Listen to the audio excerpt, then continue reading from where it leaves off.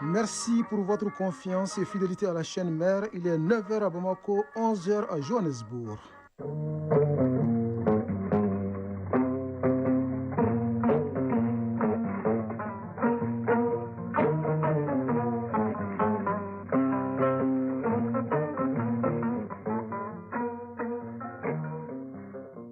Le journal Bourama Traoré. Mesdames et messieurs, bonjour et bienvenue dans cette édition, la première de Mali Actualité, les titres.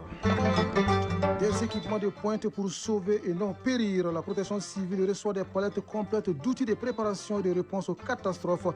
Un geste de la Banque mondiale qui renforce les capacités d'intervention des soldats du feu. L'Afrique du Sud annonce son départ temporaire du G20. La raison invoquée, éviter toute crise avec Washington qui assure la présidence tournante du groupe pour l'exercice 2026. C'est un coup dur porté à la solidarité internationale. Les États-Unis quittent officiellement l'Organisation mondiale de la santé. Rien qu'en 2022-2023, Washington a versé plus d'1,2 milliard de dollars à l'OMS. En compétitions africaines de clubs, les choses se compliquent davantage pour le Djoliba AC. En Coupe de la Confédération, les Rouges de Bamako enregistrent leur troisième défaite en autant de sorties. En Ligue des Champions, le stade malien affronte cet après-midi Pedro Luanda d'Angola au stade du 26 mars. Un focus santé de ce dimanche nous édifie sur la rhinite allergique. C'est une maladie qui se manifeste par des étournements à répétition, des écoulements ou encore l'obstruction du nez. Mais seul un diagnostic posé par le médecin permet d'avoir le cœur net. Restez à l'écoute pour en savoir plus. C'est tout pour les titres. C'est une réponse appropriée à un besoin réel. La Banque mondiale dote la protection civile de moyens roulants, de pompage, de kits médicaux et bien d'autres. Grâce à ces équipements, le Mali dispose de palettes complètes d'outils de préparation et de réponse aux catastrophes. Des équipements acquis grâce à un mécanisme mis en place par l'institution financière qui a permis de mobiliser 43 milliards de francs CFA pour des actions d'urgence. Retour sur la cérémonie de remise avec Mamadou Fani. La remise d'importants lots d'équipements à la Direction générale de la protection civile par le projet de résilience urbaine de Bamako-Puriba avec l'appui de la Banque mondiale vise à renforcer les services de la protection civile et surtout à anticiper sur le futur. Général de brigade Boukari Kodjo, directeur général de la protection civile. L'importante donation est composée de 15 ambulances médicalisées, 10 véhicules d'intervention de type pick-up double cabine, 40 motopompes, 20 vedettes motorisées, 5 engins pompes fourgons de 4000 litres et un important lot de divers équipements de secours d'urgence. Chaque pièce de matériel remis aujourd'hui a été choisie en fonction de son adéquation avec nos besoins et de sa capacité à répondre aux défis que nous rencontrons au quotidien. Ces acquisitions répondent à un besoin réel exprimé par le département de la sécurité et de la protection civile dont le souci est de renforcer l'efficacité de ces services. Omar Sogoba, secrétaire général du ministère de la sécurité et de la protection civile. Pour rappel, en 2024, on a dénombré 122 cas d'inondation ayant entraîné 30 cas de décès et 104 blessés. Les services techniques ont enregistré 47 374 sinistrés recensés auprès de 7077 ménages touchés dans 17 régions et à Bamako. C'est dans ce contexte que la composante urgence du projet de résilience urbaine de Bamako, PRUBA, a été activée pour appuyer non seulement les populations sinistrées, mais aussi les services techniques de l'État. Hawa Sissé Ouagé, responsable des opérations de la Banque mondiale au Sahel. Désormais, grâce à ces équipements de dernière génération, le Mali dispose d'une palette complète d'outils de préparation et de réponse aux catastrophes, véritable levier stratégique pour assurer la sécurité des populations et la continuité des services essentiels. Grâce donc à cette action rapide, le mécanisme CERC a pu mobiliser un montant de 43 milliards de francs CFA. Cette activation a permis de financer des interventions d'urgence répondant aux besoins prioritaires des communautés et localités sinistrées. La remise de ces équipements permettra à la protection civile de maximiser les interventions de ces unités. Le secrétaire général du ministère de la Sécurité et de la Protection civile a salué l'engagement de la Banque mondiale à accompagner les autorités maliennes pour le bonheur des populations. Oui, le bonheur des populations réside aussi dans la promotion et l'accès à l'éducation de qualité. C'est l'un des objectifs d'un nouveau projet qui vient d'être lancé à Kita. Plus de 435 millions de francs CFA sont débloqués pour lutter contre le changement climatique et améliorer les cadres de vie dans la commune rurale de Namala-Gimbala. De la capitale de l'Arachide, notre correspondant, une correspondance de Mamadi Aloubari. D'un montant de plus de 435 millions de francs CFA, ce nouveau projet est le fruit d'un partenariat fécond entre le consortium Azek Diablon et Pharmamundi. Sa mise en œuvre dans la commune rurale de Namala-Gimbala permet ainsi le bien-être socio-sanitaire, un accès à l'éducation de qualité, une égalité des sexes et l'autonomisation des femmes et filles, sans oublier une bonne préservation et restauration de l'écosystème terrestre. Mouribo Keita, maire de la commune rurale de Namala-Gimbala. Plusieurs millions de francs ont été déboursés par le projet pour renforcer la capacité des acteurs de toutes les localités de ma commune. Moussa Sissouma, responsable suivi évaluation du consortium Azek Diablon. Le projet GVA 24 est un financement de Generalitat de Valencia, qui est une agence espagnole. C'est fait dans l'intention de renforcer les capacités de la commune bénéficiaire ainsi que des aires de santé cibles et des écoles cibles de l'initiative. Au cours de ces lancements, les acteurs ont été exhortés à une implication effective afin de promouvoir le droit à la santé sexuelle et reproductive et le droit à une vie libre sans violence des femmes rurales en mettant l'accent sur la résilience climatique. Sidiki Dambélé, chef de mission consortium Azek Diablon. La mise en œuvre de ce projet contribue sans aucun doute à relever les défis majeurs liés à l'amélioration des infrastructures sanitaires et d'eau, à la santé de la reproduction, à la réduction de la mortalité maternelle et infantile, à la prévention et à la lutte contre les violences basées sur le genre. Abraham Kassougué, préfet du cercle de Kita. Ce nouveau projet, sous la conduite du consortium Azek Diablon, vient renforcer les actions déjà entreprises par l'État malien et ses partenaires dans la commune rurale de Namala-Gimbala dans le cadre du développement local. Les participants venus de la commune rurale de Namala-Gimbala et Bangassikoto ont bénéficié d'une présentation détaillée du contenu de ce nouveau projet.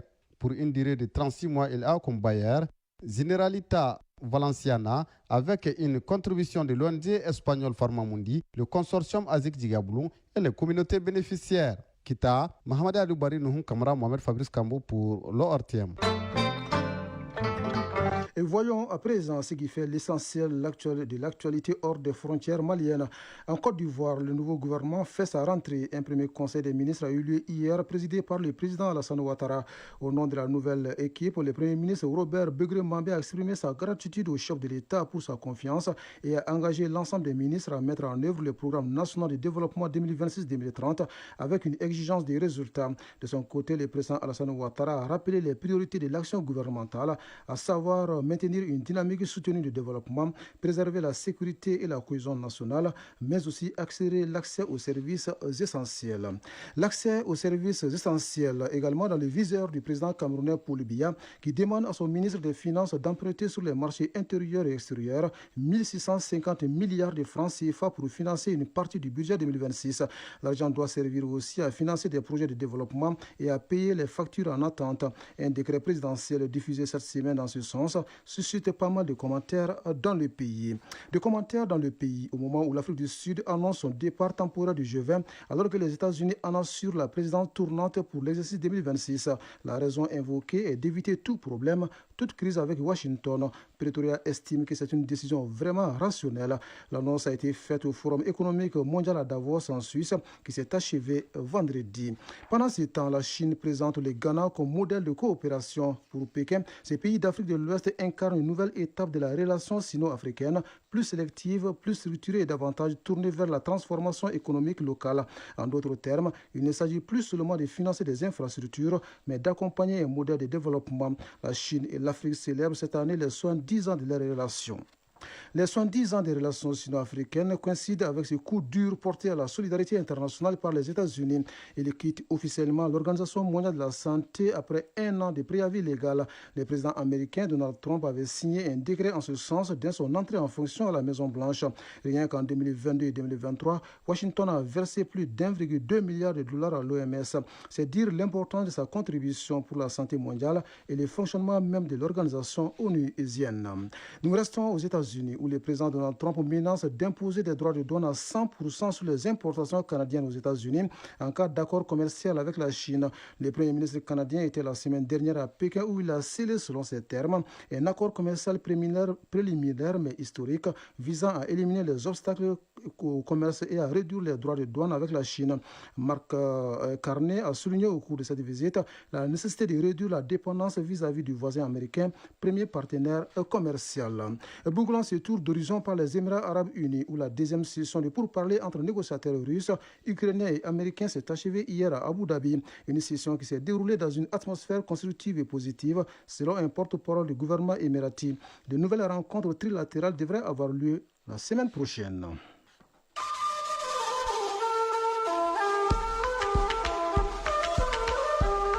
AES Actualité.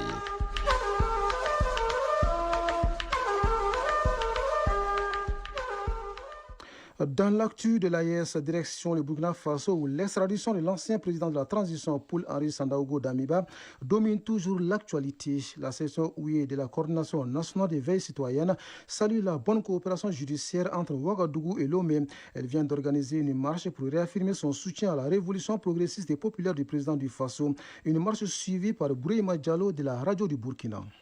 Intégrité au peuple, respect au peuple, considération au peuple. Ils étaient nombreux à braver la fraîcheur de la soirée pour exprimer leur satisfaction face à l'extradition de Paul-Henri Sandaogo Damiba. L'acte posé par les autorités togolaises constitue un symbole fort de coopération entre peuples frères, selon Joséphine Ouedraogo, secrétaire générale provinciale de la CNAVC section OUE. Peuple digne d'Afrique et particulièrement du Togo, c'est avec un sentiment de gratitude, de joie que nous, membres de la CNAVC section OUE, exprimons toute notre reconnaissance à l'endroit du gouvernement et de tout le peuple togolais pour avoir répondu favorablement à la demande d'extradition de Paul-Henri Sandaogo Damiba, impliqué dans plusieurs tentatives de déstabilisation de notre pays et bien d'autres crimes passibles de peine selon notre code pénal. À cette occasion, les responsables de la CNAVC ont également renouvelé leur soutien indéfectible et sans condition à la révolution progressiste populaire et à son leader, Joséphine Ouedraogo. Au camarade capitaine Ibrahim Traoré et à toute son équipe, nous renouvelons notre engagement indéfectible, toutes nos félicitations et encouragements encore au service de renseignement de notre pays. La CNAVC section OUE a salué la mobilisation des populations et leur invite à maintenir la vigilance et à demeurer un bouclier humain derrière le capitaine Ibrahim Traoré. Oui, le capitaine Ibrahim Traoré bénéficie de ce soutien populaire au moment où DIFA lance un nouveau projet sur la sécurité alimentaire, paix et développement. Nous sommes au Niger. Le projet vise à venir en aide aux personnes déplacées et aux populations d'accueil vulnérables de la région. C'est ce que nous dit Abdul Fattah Moussa de la Voix du Sahel. Cet atelier vise le lancement du projet sécurité alimentaire, paix et développement pour les personnes déplacées, les retournés et les populations d'accueil vulnérables mis en œuvre dans la région de Difa par l'ONG HELP. Après le mot de bienvenue de l'administrateur délégué de la commune urbaine de Difa, le gouverneur, le général de division Mohamed Ibrahim Bagardouma a dans son discours de lancement énuméré les résultats attendus de ce projet avant de préciser qu'il cadre avec les orientations des autorités nigériennes. Les résultats attendus de ce projet sont notamment l'amélioration de la sécurité alimentaire et de la stabilité économique, l'amélioration de la situation sanitaire et de l'accès aux services sociaux de base et le renforcement de la promotion de la paix et de la cohésion sociale. Enfin, le gouverneur de la région de Difa a émis le vœu que la mise en œuvre de ce nouveau projet, qui durera 3 ans et demi, puisse nettement améliorer les conditions de vie des populations de la région de Difa.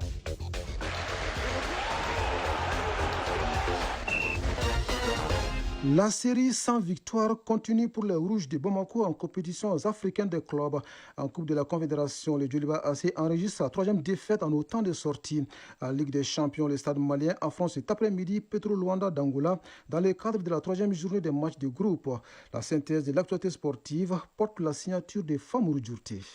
Football, compétition africaine des clubs, le stade malien de Bamako accueille Petro Luanda d'Angola ce dimanche dans le cadre de la 3e journée des groupes au stade du 26 mars. Une rencontre cruciale pour la tête du classement dans le groupe D. Comment les Blancs de Bamako ont préparé cette rencontre? Élément de réponse avec Siragatou Sissi. Co-leader du groupe D avec 4 points, le stade malien de Bamako entend s'appuyer sur cette dynamique pour prendre la tête au détriment de son adversaire, le Petro de Luanda d'Angola. C'est dire que la bataille de Bamako ce dimanche s'annonce explosive à la faveur de la 3e journée. Hammam Mandia, milieu de terrain du stade malien de Bamako. Nous sommes vraiment motivés pour entamer ce match. On va jouer chez nous à domicile. Donc avec la victoire, ça sera bien probable que nous nous qualifions en quart de finale. Donc nous sommes vraiment déterminés pour gagner ce match ce dimanche. Le stade malien de Bamako a eu quelques matchs de championnat de Ligue 1 dans les jambes. Toute chose qui permettra aux Blancs de jauger le niveau. Moril Messakinjoya, entraîneur du stade malien de Bamako. Le moral est bon, nous sommes dans une disposition mentale assez bonne. Mais pour l'un, ils sont capables du meilleur comme du pire. Et je le disais au sortir du pire, aujourd'hui je vous dis, ils sont capables du meilleur. Les enfants nous ont juré la main sur le cœur qu'ils ne failliront pas dimanche. Les Angolos de Petro de Luanda viendront à Bamako pour ravir la première place aux Blancs. C'est pourquoi le stade malien se veut prudent. Moril Messakinjoya, entraîneur du stade malien de Bamako. Aujourd'hui, le football malien doit être regardé avec beaucoup de plaisir, mais beaucoup de respect, parce que c'est de ça qu'il est question. Comme tous les rendez-vous, le concours des supporters est sollicité. Hammam Mandia, milieu de terrain du stade malien de Bamako. Nous appelons les supporters à venir nous soutenir massivement ce dimanche. Moril Messakinjoya, entraîneur du stade malien de Bamako. Au stade malien, ils savent soutenir leur équipe quand elle joue bien, même quand elle passe à côté. C'est ce genre de public qui n'abandonne jamais ses joueurs et nous tenons à leur dire de venir nombreux. En cas de succès, les stadistes frapperaient un grand coup. Un hommage a été rendu au chargé de communication du club, Mohamed Soumaré, décédé le 14 janvier 2026 à Rabat. Stade malien de Bamako, Petro de Luanda, c'est ce dimanche 25 janvier à 16h au stade du 26 mars. En Coupe de la Confédération, l'USM Alger a poursuivi son parcours sans faute ce samedi en s'imposant 2-0 face au Djoliba AC de Bamako. Dominataires dès l'entame, les Algériens ont trouvé l'ouverture du score rapidement grâce à Zakaria Draoui à la 13e minute avant que Kaldi ne vienne sceller le score en fin de rencontre 84e minute. Au classement dans le groupe A, l'USM Alger est seul en tête avec 9 points en 3 matchs. À l'opposé, la situation devient critique pour le représentant malien, le Djoliba AC, qui reste lanterne rouge avec 0 points au compteur. Les Rouges de Bamako recevront les Rouges et Noirs algériens le 1er février ici à Bamako au compte de la 4e journée. Si une victoire est impérative pour les Maliens afin de sauver l'honneur devant leur public, les Algériens auront à cœur de valider mathématiquement leur qualification pour les quarts de finale dès ce déplacement. Toujours en football, championnat national de Ligue 1 professionnelle, pas de match ce dimanche. La 11e journée prend fin demain lundi avec 2 rencontres. Derby Academy contre AS Korofina et AS Real contre AfriFootball Elite. Ce samedi, l'US Bougouni s'est incliné 3-0 à domicile face au FC Malikroa. Après le stade malien dominé 2-0 lors de la 10e journée, c'est le club du Bani Monetier qui a subi la loi du promu. Défaite surprise également, 1-0 de l'USFAS face aux 11 créateurs. Une 11e journée réussie pour les 2 clubs de la zone rouge. Les matchs Bakaridian Djoliba et FC Diarra Stade Malien de Bamako sont reportés en raison de la 3e journée des groupes des compétitions interclubs de la CAF. La 11e journée a démarré vendredi avec la défaite 3-0 de l'US Bougouba contre Binga FC. Focus Santé. Quand vous constatez des éternuements à répétition, des écoulements ou encore l'obstruction du nez, vous souffrez peut-être de la rhinite allergique. Ce sont là quelques signes qui apparaissent lorsque la muqueuse nasale est en contact avec certaines substances comme la fumée et la poussière. Mais seul un diagnostic posé par le médecin doit vous permettre d'avoir les cœurs nets. Nous avons voulu en savoir plus sur la maladie, les manifestations et les traitements. C'est le sujet du Focus Santé de ce dimanche, signé Koumba Sissé. La rhinite allergique est fréquente au Mali. C'est une réaction du système immunitaire face à certains produits ou certaines substances. Naouma Sissé, auto-rhinolaryngologiste au CHI Gabriel Touré. C'est une pathologie qui concerne les voies qu'on appelle la sphère orale, finalement le nez et la trachée, la gorge, jusqu'au niveau des poumons. On appelle une rhinite allergique toute inflammation du nez due au contact de la muqueuse nasale avec ce qu'on appelle un allergène. Il faut savoir que c'est une maladie qui est peut-être pas connue en réalité. Les gens n'arrivent pas à l'indexer, mais qui est une pathologie qui est très répandue. Parce qu'à l'échelle mondiale, vous allez trouver une personne à 4 personnes sur 10 font une allergie, une rhinite allergique. Donc ça veut dire que c'est assez volumineux. Et on n'est pas souvent regardant là-dessus, mais ça a des coûts financiers assez marquables. Ça peut jouer sur le portefeuille du patient et ça peut jouer sur le portefeuille de l'État. Une fois en contact avec les allergènes, le patient constate des éternuements à répétition, des écoulements clairs, l'obstruction du nez. D'autres symptômes se manifestent souvent. Il s'agit des démangeaisons au niveau de la gorge, des oreilles, du nez et de la poitrine. Et ces allergènes qui font réagir le système immunitaire provoquant la rhinite sont nombreux. Naouma Sissé. Les allergènes peuvent dépendre des niveaux géographiques. Mais ce qui est reconnu par la plupart de la sphère scientifique, il s'agit des acariens. C'est des petits bêtes qu'on retrouve dans nos literies, par exemple nos moquettes, nos fauteuils, sur un drap. Vous pouvez avoir aussi ce qu'on appelle le pollen. Le pollen, nous avons des saisons où il y a beaucoup de pollinisation. Pendant ces saisons-là, ceux qui sont allergiques ont tendance à développer la rhinite allergique due au fait que le vent va porter ces allergènes.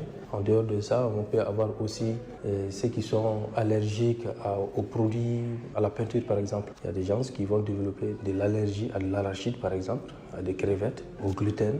L'encens fait partie, qu'on appelle communément le woussoulon. La fumée de cigarette peut faire partie. Les pesticides en fumée, les sosophagolants qu'on appelle comme ça entre guillemets, le parfum, les savons parfumés, même les pommades. Selon les spécialistes, le premier traitement de cette pathologie allergique est d'abord préventif. Éviter tout ce qui peut être facteur, que ce soit les fumées, que ce soit les fumées de cuisine, les fumées cosmétiques, les fumées pesticides, il faut les éviter. Ça va diminuer l'incidence de survenue de cette crise allergique-là. À côté de ça, nous avons le traitement médicamenteux qui existe. Nous prescrivons également des médicaments qu'on appelle des anti-allergiques. À côté de ça, on peut prescrire également des médicaments en pulvérisation nasale pour les signes d'obstruction nasale, et voilà, pour soulager l'obstruction nasale qui est très désobligeante chez le patient. Donc la répétition de la rhinite allergique peut évoluer vers une rhinosinusite qui peut être chronique. Donc ça peut évoluer aussi à l'éclosion d'un asthme chez les petits enfants et dans la plupart des cas, on peut trouver la rhinite allergique est associée à l'asthme. Toute personne souffrant de rhinite allergique doit chercher à connaître ses allergènes. C'est la seule solution pour éviter des rhinites à répétition. 9h22 à Bamako. Ainsi va l'actualité en ce dimanche 25 janvier 2026. Cette première tranche d'information vous a été servie par Abse Traoré à la mise en onde, Mohamed Koulibaly à la mise en ligne et au micro, Bourama Traoré. Les prochains rendez-vous avec l'information, c'est dans moins de 4 heures pour les 13h dimanche. Grand merci à vous de nous avoir suivis. Excellente journée à vous, où que vous soyez.